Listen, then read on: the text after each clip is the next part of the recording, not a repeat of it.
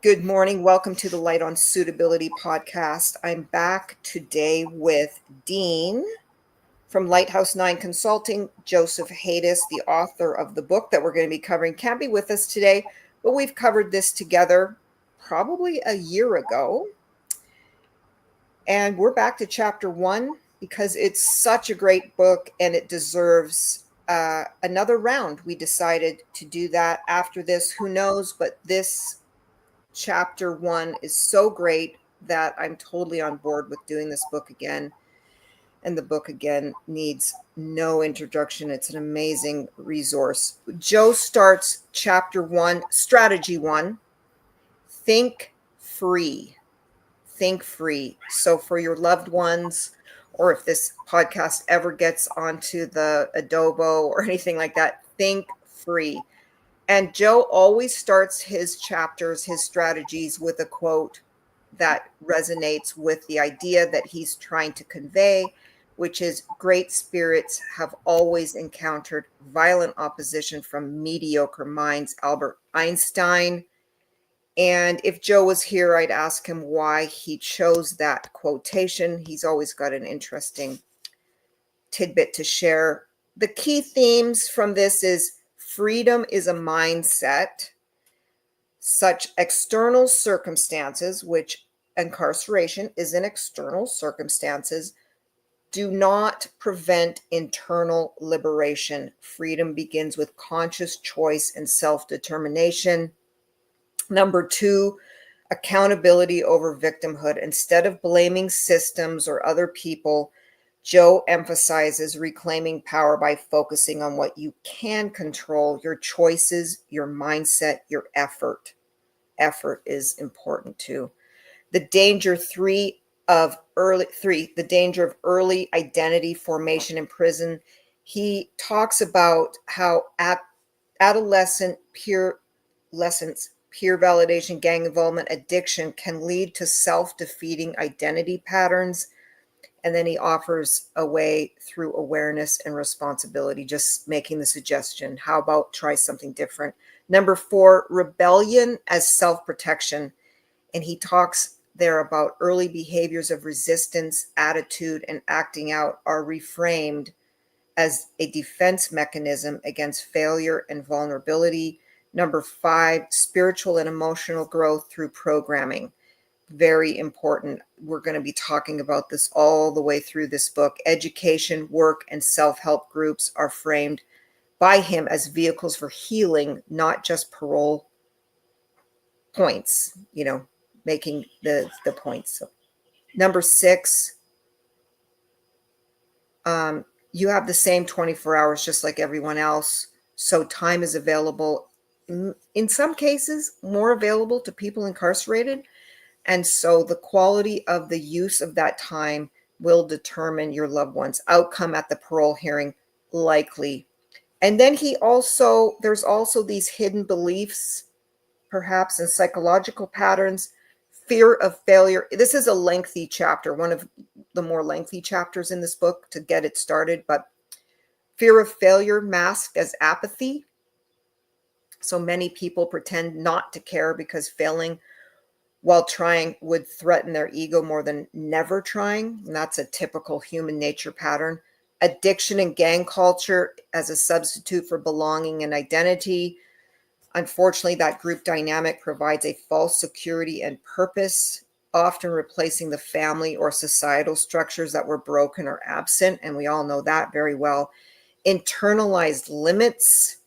And Joe talks about it in terms of like life means life. So the author of Joe Haytas challenges long-held beliefs about hopelessness and institutional permanence. The phrase "times have changed" is used to invite a reevaluation of assumptions. So, and Dean can probably better talk about this because I started just after In Ray Lawrence, I think, came out 2009. I think In Ray Shaputis 2010 or 2009. Both they were very closely following one another. And then things started to change because Shaputis came along and said, and In Ray Lawrence came along and started saying, can't just use the crime anymore. Life doesn't mean life. anymore if they do the work. And then Chaputis came in and said, hey, that little blurb in front of the list of the Title 15 factors of suitability and unsuitability factors, that means something. The legislator put it in there to mean something. And that's why people say, why do I have to talk about the past and my thing the bike I stole when I was 7 years old and this and that, or the crime that I'm not in here for? It's because Chaputis came in and said so. And that was the gift. That was kind of the bargain for exchange the courts were willing to make. The Supreme Court of California was willing to make and said, okay, can't use the crime against you, but you better know everything about who you were then and who you were now. And we often see that in groups and programs. In particular, I've seen that in some of the work that my clients do with Dean as well, that who you were then, who you are now exploration. And that is important because the standard in the Title 15 factor, which is still relevant, even though it's sort of been supplanted by the structured decision-making framework, is the change in your mental state then, mental state now, and then attitude then and attitude now. And then there's the ever famous self-sabotage through lowered expectations. Joe talks about, and he talks about how we reduce expectations of ourselves as a misguided strategies to avoid disappointment and shame. And so trying to get past that. And what else? Implied in the book, in the narrative, in that chapter is a gratitude list. So number one, we do have the ability to change our mind. It is hard, but not impossible. The chance to wake up to deeper truths, the programs and teachers who've helped me that help us see ourselves will be instrumental in finding freedom. The pain that makes us willing and the freedom to choose differently today, those are things we can be grateful for instead of using those as to frame our pity party. And then I would just add for myself, because I love the 12 steps a lot. In particular, I really like the first 7 steps a lot. And I clump the steps as steps 1, 2, 3 is a grouping of steps. 4, 5, 6, or 7 are a grouping of steps. 8 and 9 is a grouping of steps. 10, 11, 12 is the emotional sobriety steps. And I think that this chapter from Joe really has to do with steps 1, 2, and 3. So you need to admit you're powerless over the life that shaped you, your gangs, your drugs, your approval seeking. You need to came to believe that freedom of mind could restore me to sanity. That's exactly what he's talking about. Think free, make a decision. You got to make the decision to turn your will toward conscious freedom and personal responsibility. If you want freedom, develop the spirit of freedom. And then he's got some practical steps, but I've got I have a few more things, but based on that, because we kind of jumped in here without the benefit of Joe being here to talk about the chapter. So hopefully that's enough of a foundation for you, Dean, to understand what the chapter's about. Yeah, he's nodding yes. So I'm going to let Dean chime in here about what resonates with him. Thank you. And what jumped out at me on all of those things that you were reading off was they go back to a person's childhood. Why is a person self-sabotage? Where did they learn those behaviors? And there's a number of things. Why do they join gangs? Why do they commit crimes? Why do they have low self-esteem? A lot of this stuff goes back to childhood experiences. And I think it was really a good thing that the courts decided, hey, this is what they need to understand, who they were then. Because if they just say they bypass all that, and I'm addressing and changing things about me today, developing coping skills, but I never really understand where this all where it came from. So I don't get to the root to it. So essentially what I'm doing is putting a Band-Aid on a bullet wound. If I can go to the root, identify the issues where they began, then I can start from there. And like you said, it's not easy to do. It takes time, it takes work. And a lot of times there's work involved in making those changes that people don't want to look at because they're not pretty. But it's part of the process to, being able to be found suitable. But I think that a big misnomer for a lot of people is that they think that when they go to the board, they're there to be found, see if they're suitable. Now, on its face, sure, that's yeah, that's why I'm going to the board. But I think that it's if you take a different perspective, because how you perceive a situation will dictate how you perform in that situation. And if you take a different perspective from it, I'm going to the board to share my recovery, to be vulnerable, transparent, take responsibility, and honor my victim. That's why I'm going to the board. If you do that, the byproduct is getting the date, being found suitable. And when most people go in to be found, well, I'm here to, see if I'm suitable, they puts them in a mindset to where they're answering questions a certain way. Usually it's the way they think the board wants to, what they want to hear. And the board sees right through that.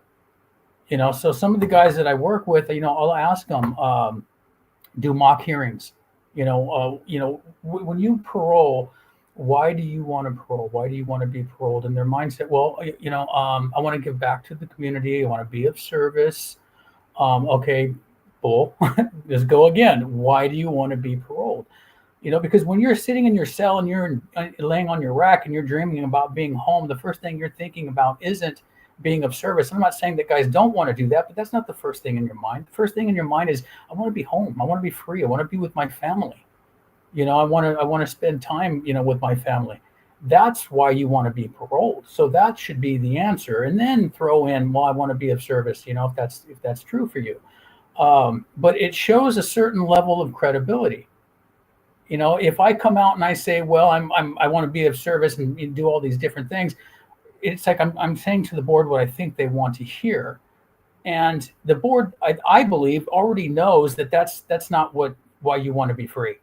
It's to be with your family, to be free again, to live your life again, to be out of prison. That's why you want to be found suitable. So if you answer it the other way, you're hurting your credibility. Now the board's going to wonder, okay, is he just going to tell us what he thinks he wants to hear the whole hearing, or now we got to dig through this? So I think a big part of it, the thinking free, first it starts with yourself. It's about being genuine, being authentic, being the person that you were created to be. Take off the mask. And when you can finally take off the mask, you can start being real with yourself. And a lot of times, we talked about self-sabotage. I had a client that I just talked with earlier this week who went to the board, and he didn't have faith in himself. He said, I didn't think I was going to get the date, my crime, this and that, and just, had a number of excuses. And what he did was he lived into it. He lived into that. And at the end of it, he goes, see, I knew it. I was right. So if that was your goal, if that was what you wanted to do, well, then that's what you did. But having that faith in yourself and knowing that you can be free, you can go. I mean, I don't know how many guys I've worked with that on their initial hearings get their date, regardless to the crime. It's just what the board is looking for, that change. So going back to all the things that you listed, I think a lot of that really starts in childhood. So with the work that we do, it's identifying the childhood traumatic events, because those events create beliefs, feelings, and behaviors. And those lead into the character defects and then start to shape the person for how they become. They're influencers, so it's helping them to identify these behaviors and looking at them. What if you study psychology, they'll call them, trauma treatment, they'll call them stuck points. But it's basically distorted thinking. You have a belief about something and this is how it should be, and a lot of times guys live into that, and then eventually end up locked up. So yeah, I think that if they can address the childhood, go back to the beginning, look at where these behaviors began, um, identify that. Now identify the distorted thoughts, why this isn't valid. I've had people tell me, well, I was told I was stupid all my life, and yet he's got a master's degree. Okay, so is that still something we're hanging on to? And people hang on to things for a reason, because they get something out of it. People do things for a reason because they get something out of it. So what is it you're getting on by holding on to the belief that I'm stupid, after you've accomplished everything that you have? So it's just identifying those thoughts, those behaviors, and seeing how can we change that. And of course it takes time, but we can get there.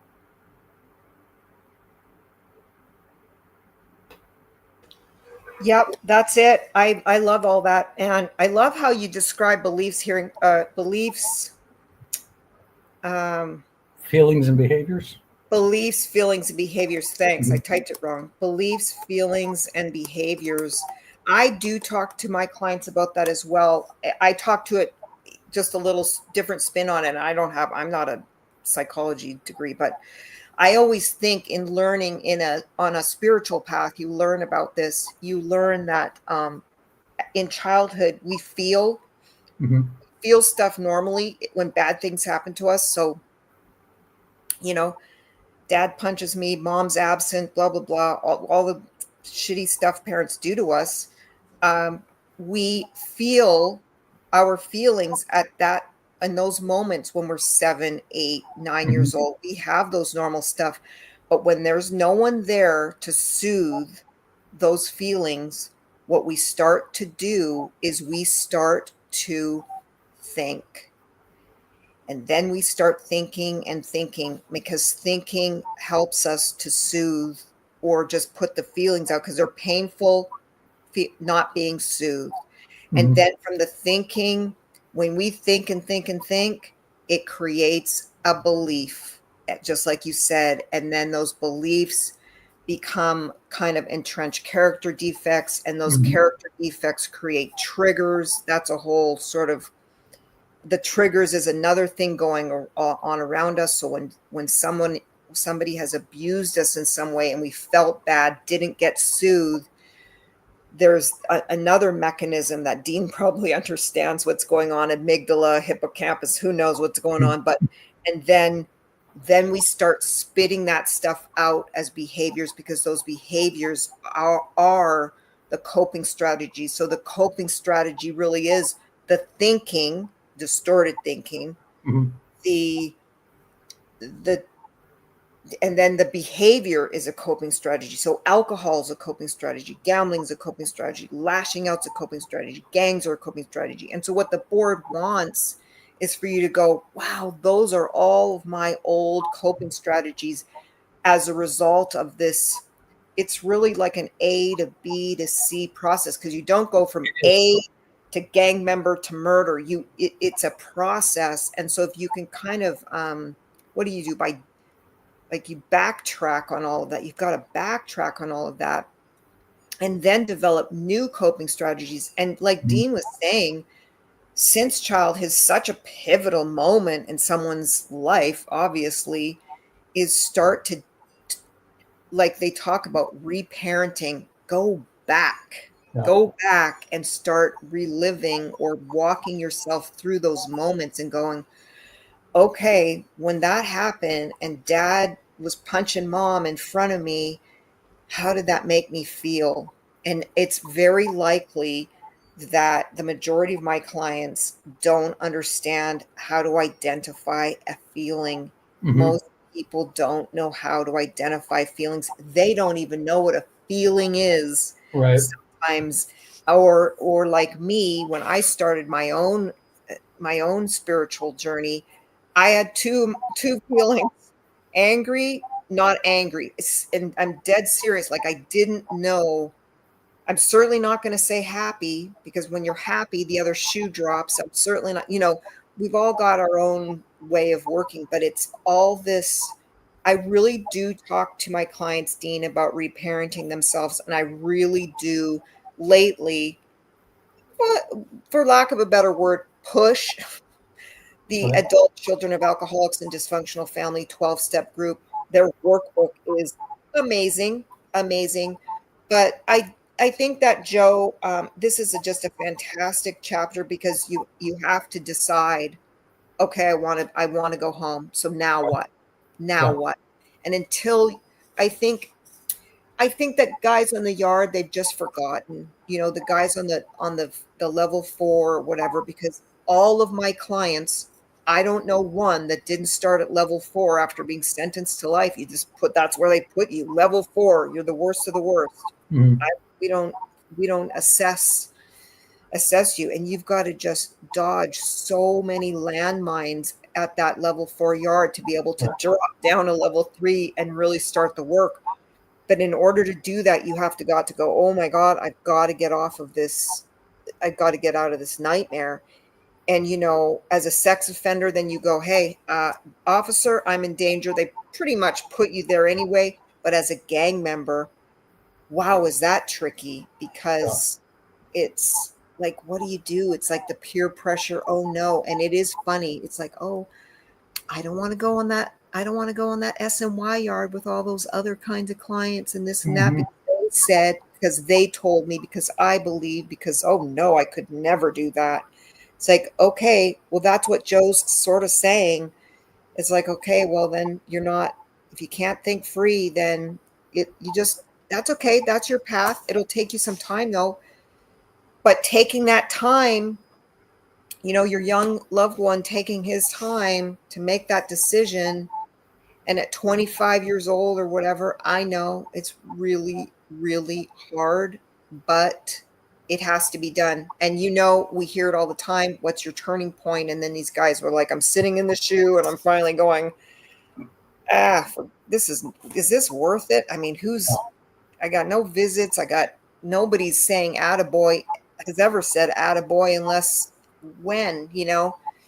And so, yeah, it takes a lot of courage. That's why I go back to the 12 steps again, because it does take courage to do step 1. Right. Step 4, the principle behind step 4 is courage. And step 1 is honesty. So, and I know that step 6, I get the willingness, to tell God, like, this resentment, anger, hatred, judgment of others, and all this stuff that I'm doing to my resentment that I'm doing, I need to let it go. But it's hard because it has been such a protective mechanism Right. for so many years. That's the coping strategy that we rely on, and violence and XYZ. So crime, thinking that scarcity is a big one for my clients too. It's like, well, I had to do this because I didn't have any food. I go, well, there's food in the cafeteria. They go, well, that food is crappy. I go, I know, but there's other people eating it. That means you've got a sense of entitlement. You've got a sense of, maybe you don't deserve this punishment because I'm sorry, you're not supposed to be served the Martha Stewart 5-course meal every night. Like, it's just not. Yeah. Humbling yourself to the process too is a mindset of freedom. And there's just a lot that goes into it. I think this is a powerful chapter. Right? And if somebody's struggling, read it again, think about it. Yeah, I like it because it lists on top of listing the different areas. When you talk about free thinking, the first thing that comes to me is being able to, a couple things actually, thinking that I can get out, that I can go home, that I can be free instead of holding myself back with negative thoughts. Goes back to how you perceive a situation dictates how you perform in that. So let me take a new perspective. Let me look at it different. Let me look at it and start thinking free, but also let me address the areas that I need to address so that I can be free. I can be free of the self sabotage, the low self esteem, all these different things that have held me back for so many years. And again, it goes back to addressing the things in childhood. You talk about the feelings, thoughts, and behaviors. So, for example, a guy grows up in a family where there's a lot of domestic violence. Dad's violent, beats mom, beats his siblings. He's an alcoholic, a womanizer. And what a child will learn from that was when they're beat, the feelings that they're getting are fear, pain, hurt. There's a number of things that they're maybe rejection, abandonment. And as they get older, if those feelings aren't addressed, when they start to feel that way as an adult, they'll lash out to escape the feelings. Now I'm not a child anymore. I don't have to be a victim. I'm going to escape these feelings. And it could be through drinking. It could be through drugs. It could be through committing crime. So what happens is most of the time people get more out of control, trying to gain control. And that's, so those are some of the beliefs that can happen. But also there's beliefs that watching my dad do this, I'm learning that violence gets me what I want. I'm learning that women are supposed to listen to men. We're authoritarian. Don't question us. I'm learning these are different thoughts. And so those become the beliefs, and then the behaviors are acting out those beliefs as you're getting older, and that's where the character defects come in. So there's so many different ways of addressing these, developing the coping skills, new healthy coping skills. If you want something new, you got to do something new. So what you've been doing is just going to bring you right back to the same circle. And clearly, what I'm doing now isn't working because here I'm sitting with a life term. So I've got to figure this out. But I think a huge part of that is being vulnerable, because so many times people don't want to be hurt. We don't. That's the defense mechanisms that come up. And I ignore it. I'm apathetic. There's a number of things that we do to escape the pain because we don't want to address the pain.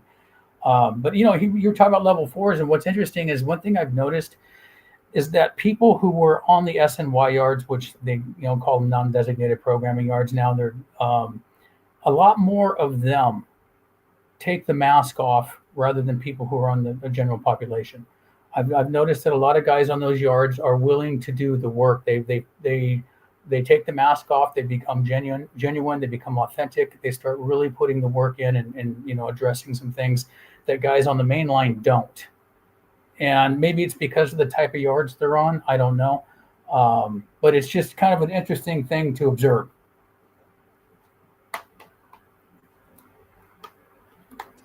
Yeah, it's really so much going on with parole. I love it. I don't know. I will give you a heads up on next week because I will be available. When are you going into the Coalinga again in person? We'll be going next week. We're going to do, usually we're running our programs. This week, we're going to be doing something different. We're doing a 6-hour board preparation workshop. Oh, wow. And you're So, doing that in person? yes. So What we're going to time do you go in? I think we're going to go in at about 8:30. If I'm correct, it's from 9 to 4 or something like that. We'll take an hour for lunch, but everybody will be in the gym. There's supposed to be from 50 to 70 guys, all lifers. So it'll be pretty cool. I wonder if I could get, I don't know what my husband said. Oh, I can't go. Shoot. Well, we'll be doing another one on the other yard too. So we're going to be because we go on to 2 yards. On another day, we'll be going on to the other yard. I won't be, my husband's away, so I'm the only one on the farm. So yeah, okay. Where I'm going to get there with you for sure, though.